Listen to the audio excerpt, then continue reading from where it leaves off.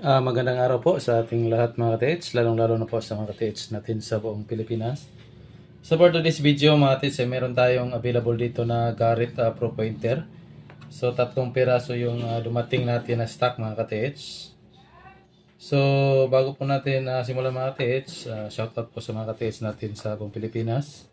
Diyan sa may Bukidnon kay Rodel Detectores. So mga ka-TH, ito yung 3 unit. So itatry natin isa-isa kung gumagana. Yan. Ito yung main unit. Ito naman yung niya, yung ilaw, tsaka yung button, tsaka yung speaker. So ano pala to mga ka-TH, hindi to waterproof.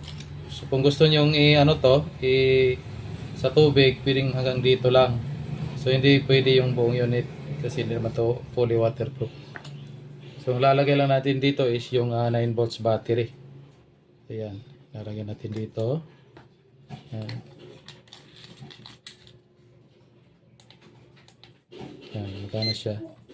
Ayan, tapos igano natin sa bakal. Ayan. Tapos yung pangalawa naman, test natin yung pangalawa unit. Ayan. Test natin.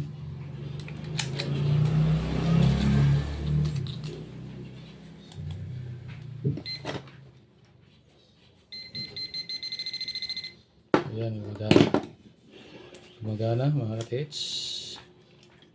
Tapos yung naman, yung pangatlo natin.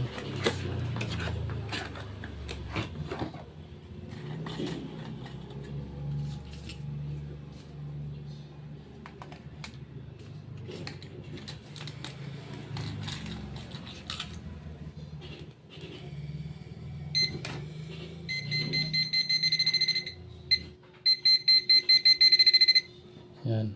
So gumagana lahat mga ka-TH. Tapos maganda to gamitin sa may mga yung mga sucker load. Halimbawa, yung mga malaking bato doon baka may nilagay doon kahit mga isang bara lang o kaya na itong hagipin. So within 6 inches. Yan.